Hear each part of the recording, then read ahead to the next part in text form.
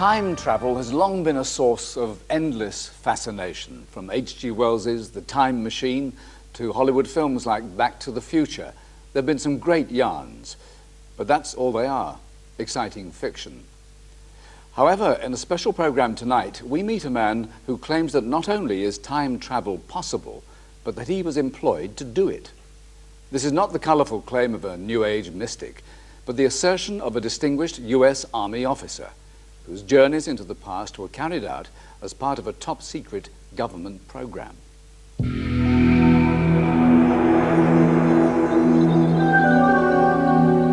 We saw ourselves standing in the passenger cabin of this aircraft.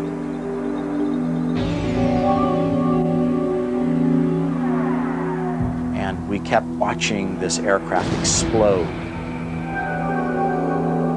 We would be asked to go back again to the moment just before it exploded and be able to try to pinpoint where this explosion took place.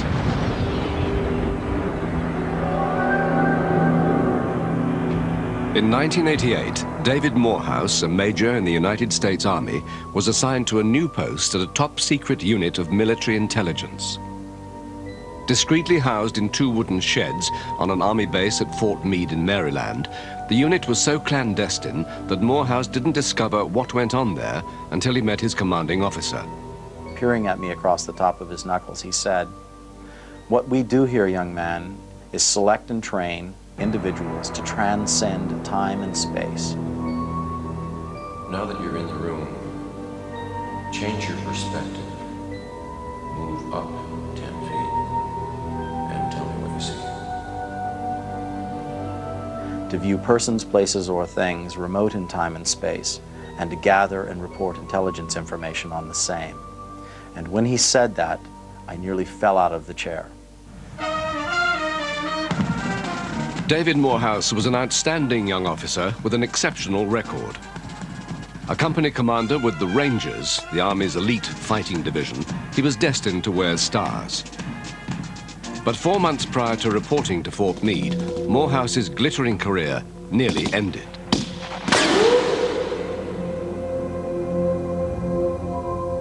During a training exercise in the Jordanian desert, a stray round struck him in the head.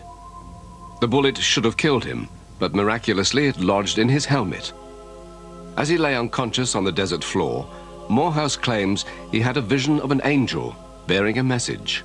The words that were given to me were essentially this: you have chosen the wrong path in life and you're to choose a new path, and that is to be a path of peace. I had no idea what those kinds of words meant. I was not some starry-eyed New Age guru. I was a shaved head, Ranger, company commander, special operations infantryman. After the accident, Morehouse began to be haunted by a series of terrifying hallucinations and out-of-body experiences. The nightmarish episodes kept coming more and more frequently. I felt I was out of control. I could not handle this on my own anymore. In desperation, Morehouse consulted an Army psychologist, fully expecting to be diagnosed as mentally ill.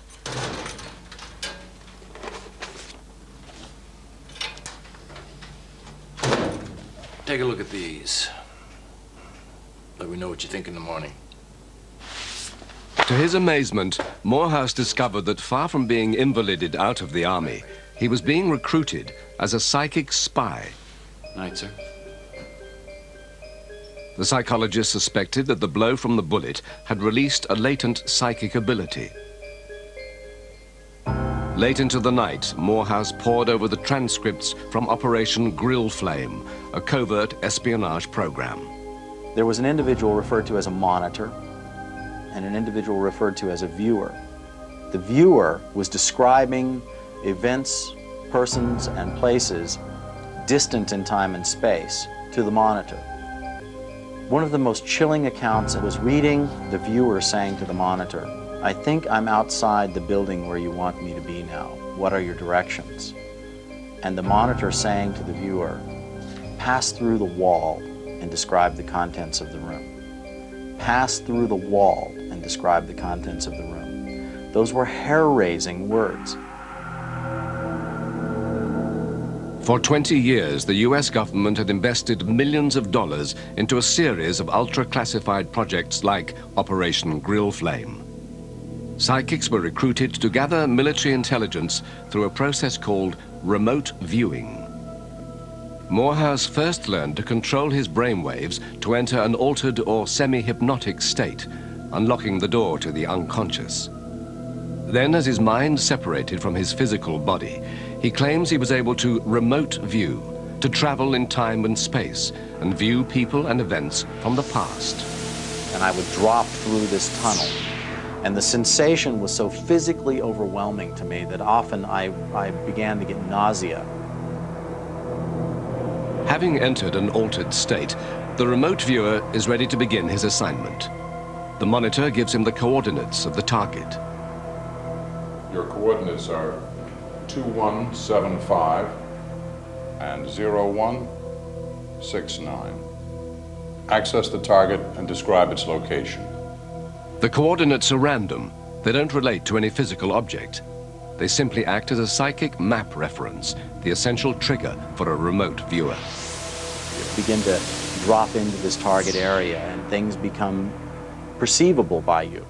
You're seeing the colors, you're smelling the smells and tasting things. Now move 200 feet to your right. The monitor begins steering you around in this particular target area. You actually move about in the target area in this ghost-like phantom form that's projected forward or backward in time and space. And that's what a remote viewing session is like.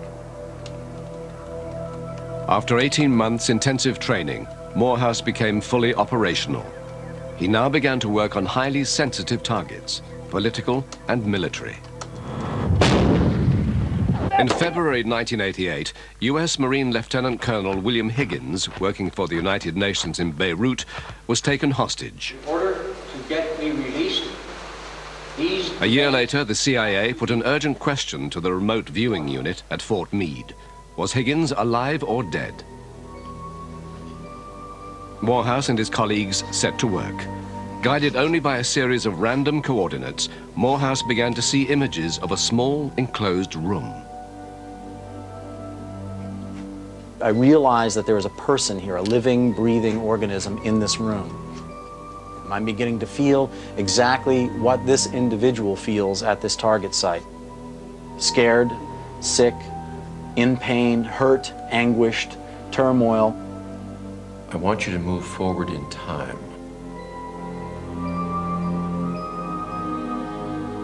About 24 hours. I want you to access the mind of this person. Traveling through time and space, Morehouse believes he penetrated the hostage's cell. This classified report states he was able to confirm Higgins was alive but in great distress. He was later executed. Opening these conduits into the unconscious mind is a tremendous blessing and a tremendous curse. What do you do when you go home at night? What does your wife say to you? How was your day at the office, honey? Certainly you bring home far more than a briefcase full of papers. And that's the downside of being involved in this very bizarre world of psychic spying. Late one night in December 1988, all members of the remote viewing team were summoned for an emergency session. What's up? I don't know, they called us all in. You gotta be kidding. They need all of us? Yep, the whole team. But that never happens. Serious stuff, huh? He sure is. And you can forget that party of yours. We're here till we finish. Your coordinates are 0307 and 7102.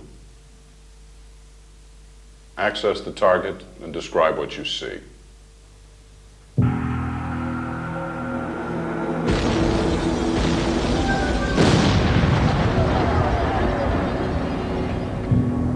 There was a tremendous amount of pain involved with this particular target.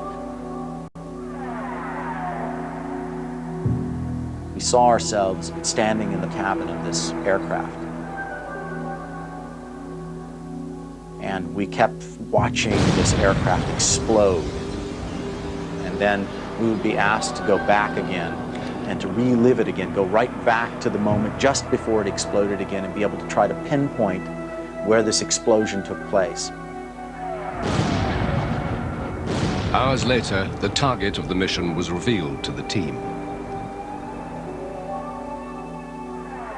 What we were looking at was Flight 103 over Lockerbie, Scotland, which we were forced to relive over and over again. And it was literally within hours of that aircraft exploding in midair that the remote viewers were providing information to the Defense Intelligence Agency that stated that there was an explosion that took place in the front left quadrant of this aircraft, below the passenger line and in front of the wings. And in fact, when the evidence was made known, that was indeed where an explosion took place. The remote viewing program takes a more sinister turn, putting David Morehouse under tremendous pressure. He has to decide whether he is prepared to use his gifts as a weapon of death.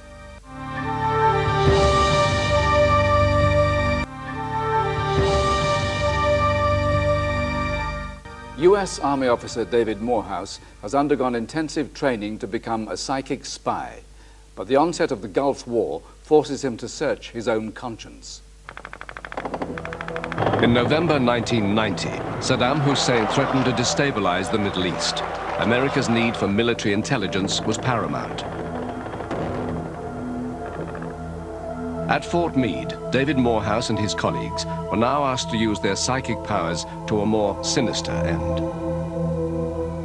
Saddam Hussein actually accused the United States openly in the media of using or employing psychics against him. And everyone looked at him and just thought, what a madman. But in actuality, we were indeed targeting him psychically. Morehouse vehemently opposed this new strategy known as remote influencing.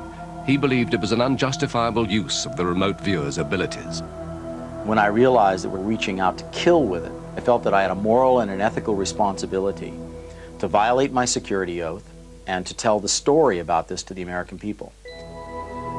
Morehouse decided to go public, but the tale of the Pentagon's involvement in psychic espionage was already beginning to emerge. In 1995, the CIA admitted the existence of Operation Grill Flame and its predecessors. In the wake of the negative publicity which followed, the remote viewing unit was closed. Morehouse continued with his campaign to reveal the true story and met the full force of the intelligence community. The entire military structure of the Criminal Investigation Division came after me and unraveled every aspect of my life. This took a tremendous toll on my family. My children were beside themselves. They were emotionally disturbed. My wife and I would be separated as a result of this. But I persisted in telling this story because I felt that truth was the only thing that I had that was an anchor and a tether in my life. Faced with the possibility of a 40-year jail sentence for breaking his security oath, Morehouse reluctantly chose the only alternative available to him. Tearfully, with my father standing by my side, I tendered my resignation, ending 18 years of more than honorable service to this country.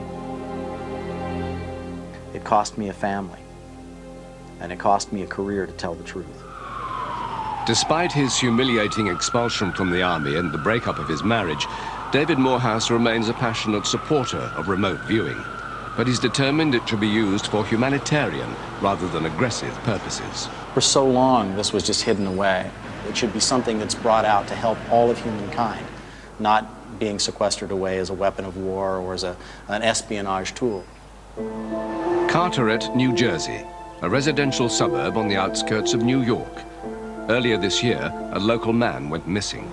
We weren't concerned for about the first couple days that there was any suspicion of foul play, but then after we actually got into the investigation, then it became a little bit of a more serious matter. We tried everything, we looked everywhere, we talked to everyone. In this case, it was like he just disappeared off the face of the earth. The investigation was running into the ground. As a last resort, Deputy Chief Nagy approached David Morehouse. He persuaded him to come to Carteret to hold a remote viewing session at the police station. I had no idea what it was that I was looking at. I just obviously knew by nature of the fact that I was working with a police department that it obviously had to be something sinister. Here are the coordinates. 6571 9304. Access and describe the current location of a missing person. I began stepping into the ether. And the longer I stayed in there working on the target, the more clear the vision became about what the target looked like. And I just started unraveling this thing, looking through the eyes of a dead man. He was in there for about 90 minutes. He came out almost a completely different person. It was as if he worked an 8-hour shift. Gentlemen, this is Dave Morehouse. As you know, Dave's helping us with our investigation. He's just concluded a remote viewing session on the case, so listen carefully. Thanks, Dennis. The first thing I want to say is that remote viewing is not infallible. I don't want you guys thinking it's the answer to all your prayers, because it isn't. But it can give you that extra bit of information, that missing bit of the jigsaw to push your investigation. He came out with what we call an intelligence product. Now bear in mind that he had no idea of knowing that this was a missing child, a missing an adult, a senior citizen who might have lost their memory, a male, a female. He had none of this. He just knew missing person. The missing individual is, I believe, white, middle-aged male, local to this area. I got a strong feeling that he's the victim of a homicide. I also got a very strong sensation of water, a sense of drowning. Maybe the body was dumped in a storm drain. If, as Morehouse claimed, the missing man had been murdered and dumped in the waterways near Carteret, the chances of police finding his body would be slim. It's like looking for a needle in a haystack. I mean, there's just, you know, acres and acres and acres of undeveloped waterfront property here. If a person's body was dumped in here, it could almost never be found. But one of Morehouse's sketches was uncannily precise.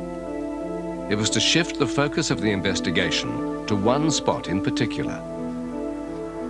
The sketch that really shook me up was of standing, watching myself in apparitional form stand amongst the reeds on the shoreline of this inland waterway.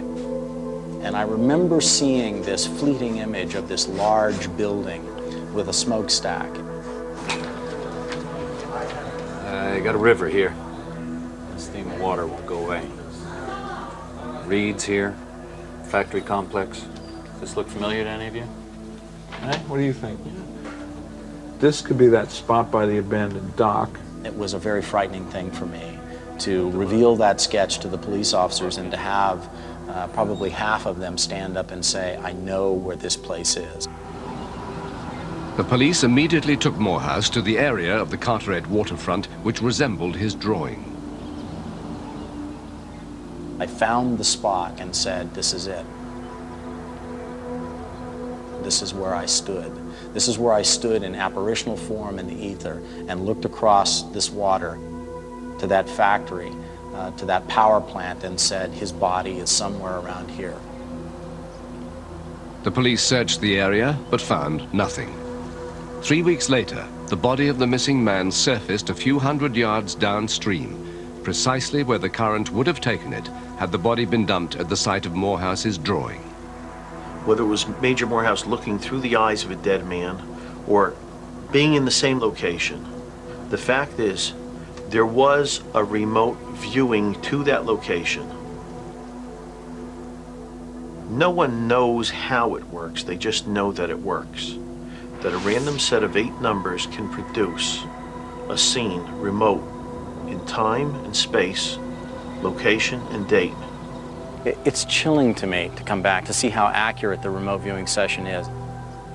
And it's frightening. It's absolutely frightening to think that this potential has been locked up as a weapon of war and as an intelligence collection tool when this is really where it ought to be used, is to assist law enforcement officers here and throughout the world to solve cases such as this one. 2 months later, David Morehouse has returned to Carteret. Now, if you go back to this training process that we talked about, he's been invited back to teach police officers the techniques of remote viewing. Whatever this is a photograph of inside of here, that's not what you're going to be looking at. You're not going to work this photograph. You're going to transcend time and space.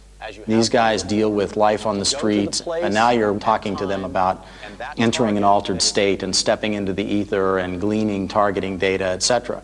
But I was amazed how well these police officers did. They were accurately describing targets remote in time and space that they had never seen or heard or had no idea. A lot of people will think you're crazy or you're a lunatic or you're off the wall, but all I could say is if they took the course, they were trained in it, at the end of the training, they'll know. They'll be convinced. A freak accident in the Jordanian desert had repercussions that no one could have predicted. If I could turn back time to 1987 in that desert floor, I would duck. But fate and destiny didn't present me with that.